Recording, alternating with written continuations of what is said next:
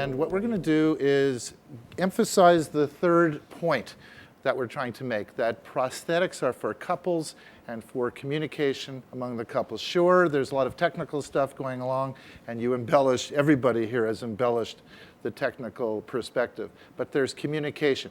We had the honor and privilege of meeting with Mike and Carol, and they have gone through this process, and their strength is their ability to communicate.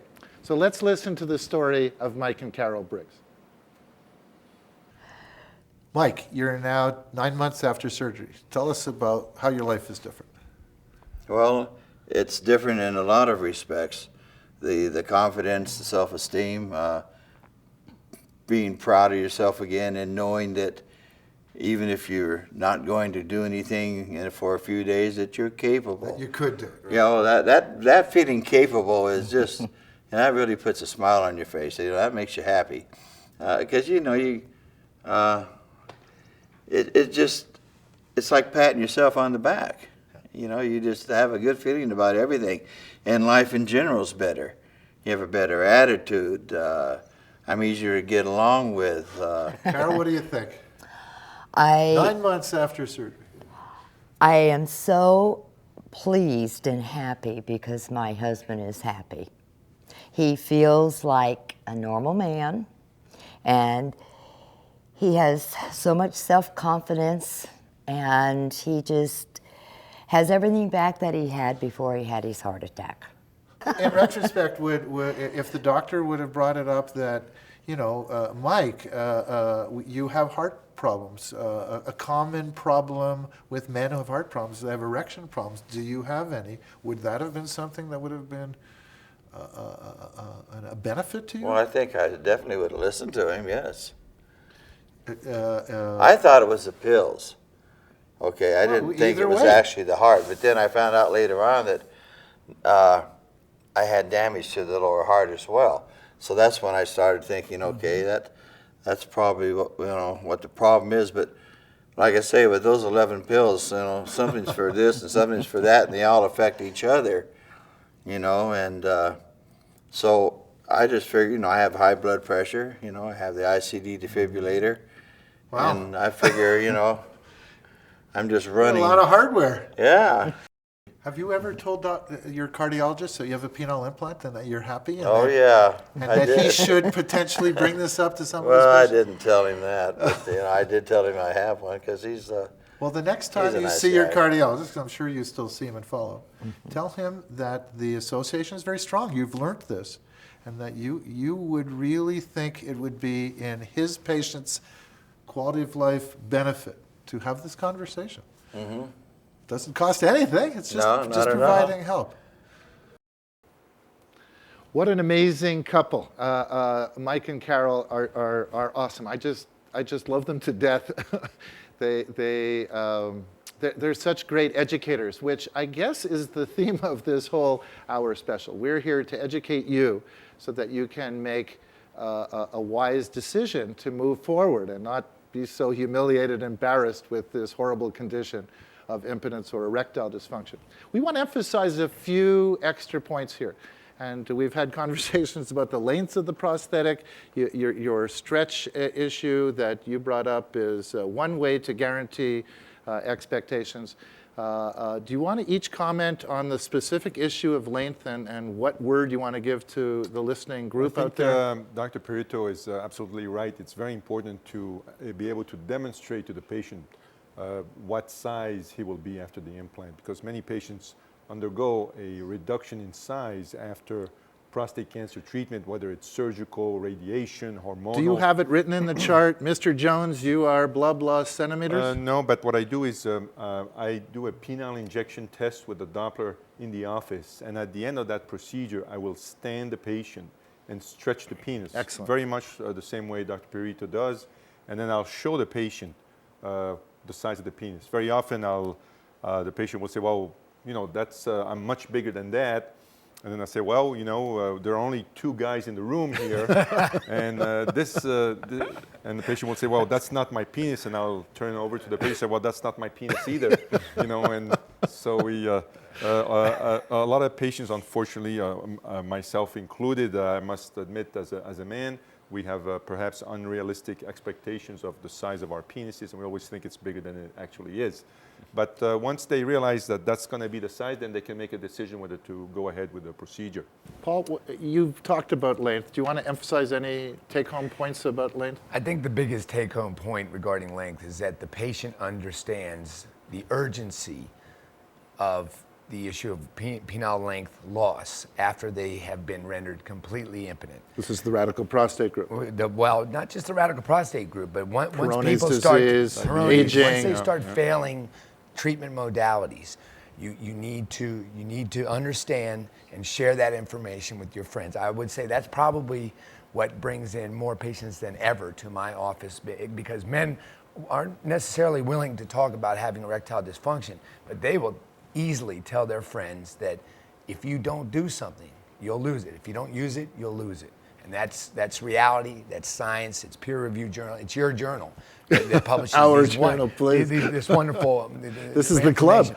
So there needs to be a sense of urgency, and not just because the penile length is so, it is psychologically extremely important for men, and that should be our next publication, actually. Length? How do you deal with expectations of length? Length, it's important, but I say to patients, I'm a man and I know how you feel. I think it's a good year to get a penile implant 2011, and because things have evolved so much, we know how to get a little bit of extra length and maximize length. Techniques have evolved. We're better at it now, surgeons. We know how to get that length. And also, patients come in and I try to focus on the issue. With prostate cancer, it's dramatic to lose your sex life in 3 hours or a day. There's no way to put into words how profound that is, and how men have come to me and said, it's okay if I have to maybe live with it, I don't want to, and be able to say, no, we can do something and focus on what the issue is and try to say, we can help you feel good again. It doesn't matter if you want to be sexually active, your wife is just a friend or companion. It's important, and most patients look at me and they say, it is important. Yeah, I think you get it. And I think that's important. And length, we'll do everything we can. Stretch the penis and say this is what it is, where this is a whole body operation, self-esteem, physical. We'll do the length that we can, which is what you have, and that's what we offer here. That's what So again, emphasizing that it's very important to have serious people doing this, serious implanters, not the sort of onesie-twosie guys, but the people who do this repetitively, and the people who are really take seriously and passionately engaged in prosthetic urology. So the other thing is, for the person, this is a new concept. He has a new piece of equipment in his body. How much training do you do? How much should the listener be concerned of what they have to learn till they get going again? I think it's part of being a center of excellence is, cutting edge, is to make sure that the patient is taken care of even after the procedure is finished. And penile implants are very much like hip prosthesis. They need to do rehab with the device in order to maximize the length. While the penis is healing, scar tissue is forming. So we need to tell the patient that in the beginning, when you start cycling the device at about 4 weeks after the procedure, that's when you say, okay. He's going to have some pain in the beginning. So I have the patients sit in a hot bathtub. Excellent. And then perhaps take 2 Tylenols and then start to inflate and deflate their implants. After about a week of inflating it daily, the pain usually subsides and they can resume sexual activity. I think that's very important. So overall, the training involved is, you would call minimal at the end of the day. It's minimal training, but it's important to guide the patient. I think we probably, having I'm sure Dr. Perito and Dr. Kramer the do that as backbone well of the serious implanter. Exactly, that's part of our centers, I tend to think of it like orthopedic surgeons. The orthopedic surgeons have rehab facilities. They have a better lobby, I guess, at Congress. If we had a rehab facility, we would have something similar to what they have. Well, what I've done in my office is make it so that rehab facility is the office. We literally see guys every week. And I find that patient satisfaction levels, when I've been reviewing some cases, some papers for your journal, patient satisfaction levels are significantly higher if you give good post-operative training and rehabilitation, as Dr. E put it. So your right contacts with the patient do not end with the leaving the hospital. Every week until that 4-week period where they resume normal sexual function, and then you'll see them after that.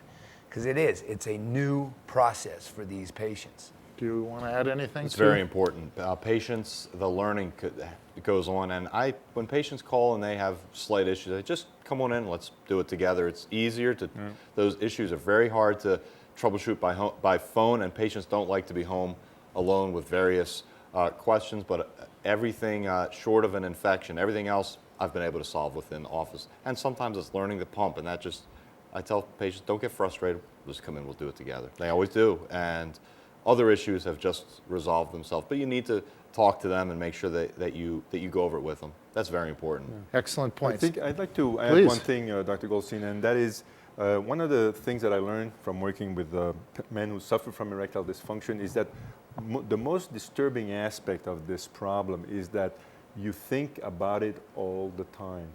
So one of the things that I see men feel, they come in and they don't tell you, oh man, I got great sex. No, they tell you, I feel free.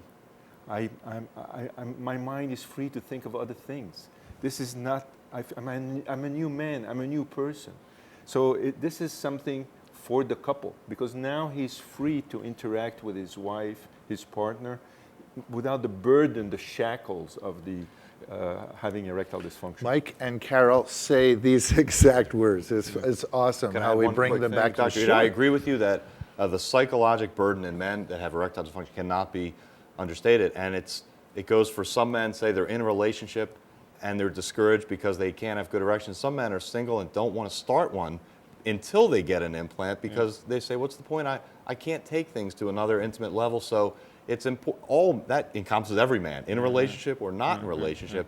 And the man really thinks about it. The burden is tremendous. That weight is lifted in an immediate sense when he's fixed. So I've noticed that. What we're going to do now is emphasize to the observing world out there about all that we're talking about today, and emphasize that the prosthetic device that goes inside the body is inside the body. There's nothing sticking out of the device. So many people have these odd thoughts that the pump is for everyone to see or the reservoir. These are all placed inside the body in the correct locations and not to be seen. We're going to show you here an actual video of a penile prosthetic device. And as you can see here, the gentleman who has the illustration is squeezing the part of the device called the pump. It's placed inside the scrotum, and with about 2 mLs of fluid are exchanged into the cylinders, and then there's a simple release mechanism that allows the fluid to go back to the reservoir. As we get to the closing of this, we want to emphasize to the listener where to get information on this. Now, I guess they will watch this video, but if they want to go above and beyond, the internet. So why don't you tell us, you've always been a strong proponent of the internet, before me, I find say. For this type of problem, the internet is a wonderful vehicle to obtain information because you can do it privately. Sure. And this is a sensitive aspect of one's anatomy, and you can really do it in your home. You can take your time. You can read a lot. So I think to put information out there is very important. So Advanced Urologic Care has a specialty? I think we all have websites, and I think the decision I had to make was how much information to give. And is the website targeted to the patient who wants to know a lot, or the patient who just wants to see pictures and see the outcome and the result? And we discussed it a lot, and we said, well, you know what? Let's create something that's for everybody. Okay. So people can dwell on the site and literally see the procedure step by step. They can see the outcome from a scientific point of view and analyze it from a statistical point of view, or they can just browse and see the pictures and see interviews of patients. We in the beginning, we got a terrific response. We get approximately 1,000 hits a day. Wow. And when we started adding these video clips, some of them have received over 20,000 views now. Amazing. This year, we added a feature that I'm very excited about. We have actually a patient who actually volunteered, Mark from Washington, D.C., who came for an implant. And Mark is internet savvy. And he actually proposed to put himself on the internet site because he had so much trouble getting information. Motivated. And he said, you know what? I wanted to speak to somebody and I couldn't find anybody. So we made it easy. He's on the internet. He has an 800 numbers and it's free. It's a free service and he will talk to anybody 24 hours a day, That's awesome. 7 days a week. And the beauty is that patients are not tracked. It's purely confidential. And he understands his role. He's really a patient educator that is basically just there to give information and not recommend any specific treatment. Yeah, our couple, Mike and Carol, are patient educators and are passionate about providing education. Yeah. They too were frustrated with difficulty getting information. Internet. You know what I'm really looking forward to is that there must be 10 different topics that I can come up with right now, comparing cylinders, comparing reservoir placement, things that we could all do together and continue to put out there for public consumption, because the myths, and you refer to, you know, there's the pump up under your arm, to dispel all of those myths just allows more men to be treated. And I think that's all of our goals, is to allow more men to be treated properly by, you know, the proper surgeons. So, Internet?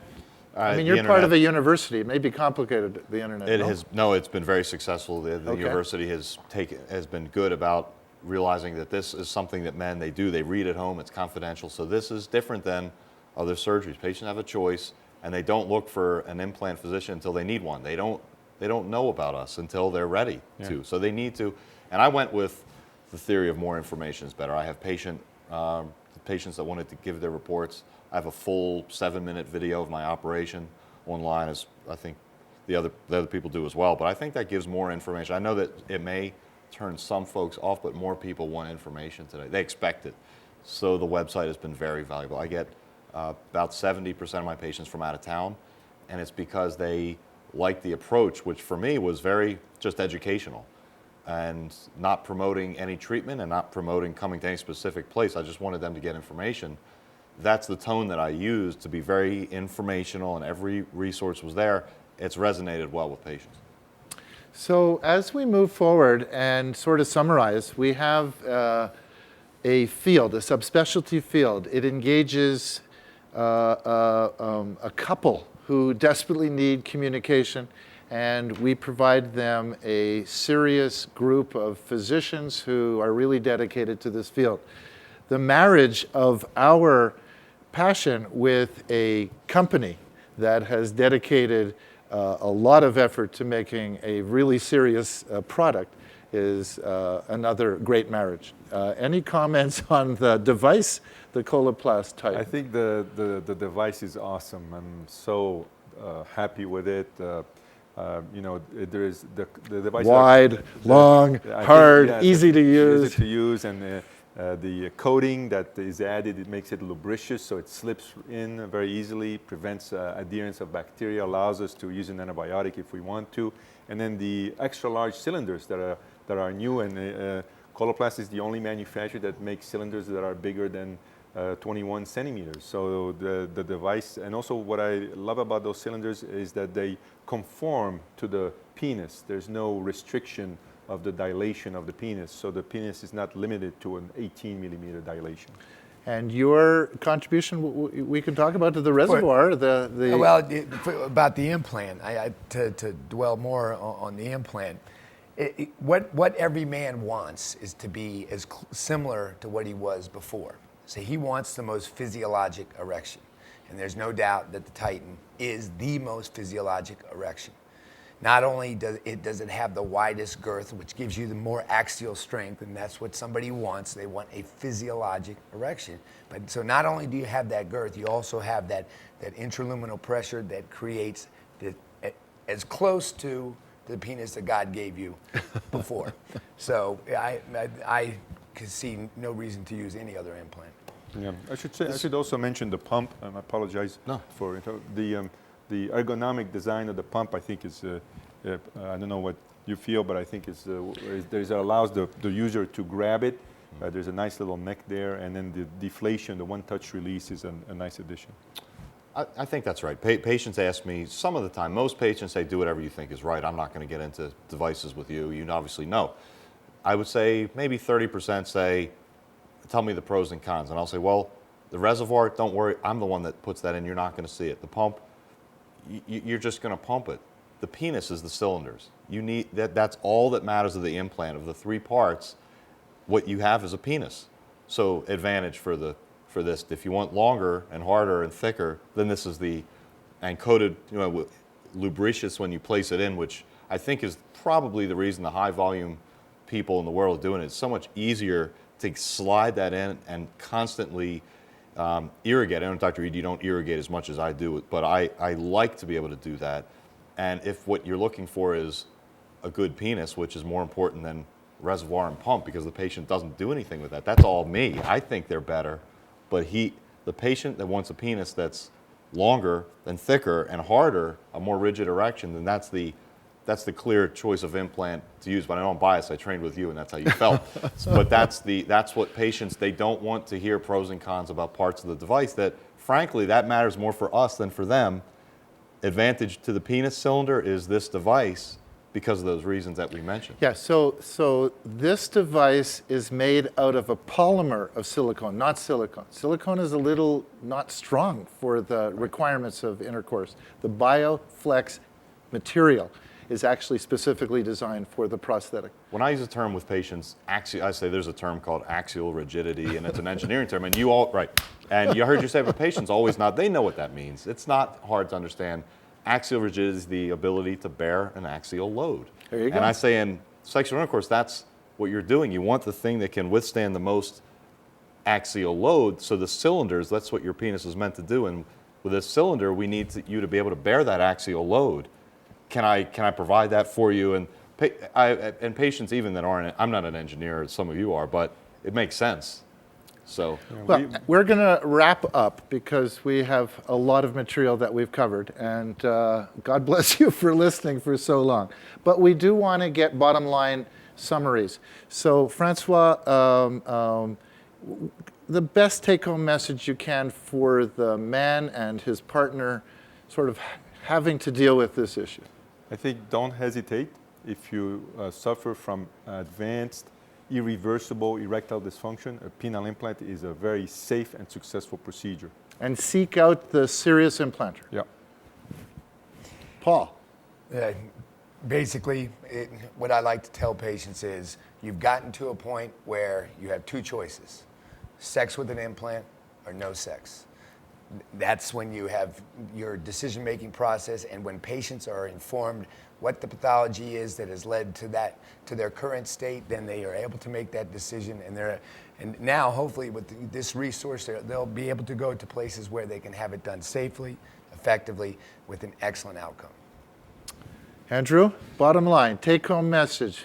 People suffering out there. It's a good time to get it done because there have been some just giants in the field and big advances in the field that have changed it dramatically. And the case is much different. It's been modified because of these serious implanters into a much better operation with better devices that we have today than it was in the past. So leaders and serious implanters have made this operation very, very good. There's no reason that patients should wait. If they want to have it done, this is a better time than there ever was before.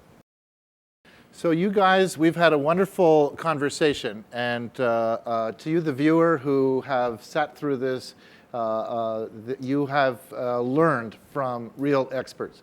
As you've heard from Mike and Carol, their experience was one where the surgery was quick, the time in the hospital was short. Mike actually didn't even require pain pills. I wouldn't expect that of everybody, but his pain was minimal, and Mike was back in the saddle within weeks. And Mike and Carol have felt liberated, as you say, Your experience, Mike and Carol's experience, tell us about your patients with this. I think patients have varied level of pains. I think we give every patient strong medication like Percocet and Tylenol with codeine. Some don't take it at all. Some take it and ask for more. So it varies. If the penis is stretched a lot, and if we try to put the biggest cylinder to maximize the girth and the length, they tend to have more pain. Okay. But I explained to them in advance that they should expect that, and they actually appreciate it, you know. But if the patient stays in bed and follows the regimen, on the third day after surgery, we have the patient take a hot bath, flat on his back, twice a day for about 30 minutes. They love the hot bath. And the pain usually resolves within 7 to 10 days. The sutures you place, you don't have to take them out? I place non-absorbable sutures, which are removed 10 days after the surgery. They have to come to your office? And they come to my office, or they see their family doctor to remove the sutures. I do that because I start the warm bath on the third day after the surgery. You want the incision holding and I don't want the incision to open up. And the patients, I mean, again, they love the hot bath, and so that's been our protocol. So the Mike and Carol experience, they basically rolled through the procedure without any issues and are extremely happy now. Tell us. Isn't that what we talked about 5 years ago? We've been trying through all these wonderful techniques that we've described today to get to the point where it's like breast implants. And it really has gotten to that point where high volume implanters can take a patient and get them back out, as you just said, in the saddle as quickly and as safely as possible. And we're at that point, finally. Your experience with Mike and Carol, nice result. How do you describe the results to the patients? It's a good question. A lot of people say, does it hurt? I mean, I'll do it, but is it painful? And I say, well, for starters, it's a 2-centimeter incision there, and it's a 15-20 minute thing. It's not open heart surgery, but it's a sensitive area in men, so I understand it could be sore. Patients will vary. But if they've had prostate surgery, especially, I say, well, for sure it will not be as, you won't have a catheter for 2 weeks. It'll be overnight. It will not be as bad. Those expectations are important. It varies. Most people by the 4-week point are perfect.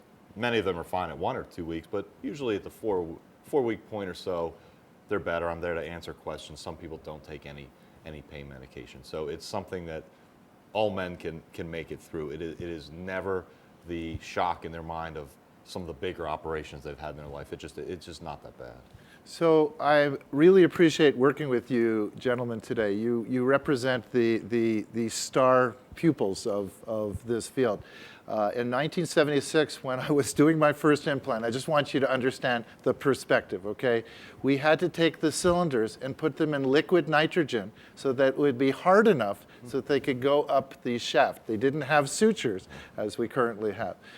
Patients would stay in the hospital 1 solid week on bed rest, and the infection rate and malfunction rate were unbelievable compared to what we see today. We have seen a dramatic revolution, and I think the reason we've come back 5 years later is to discuss this revolution. For those out there, hopefully this has been a real, true educational experience. You have had access to some of the best implanters in the world. This has been a remarkable experience for all of us. We greatly appreciate the opportunity, and we hope you've all learned, and we'll move on with your decisions and educational process in helping you with finding a solution to this horrible problem. So thank you so much for being with us here today, and we will all be back here in several years. Thank you so much.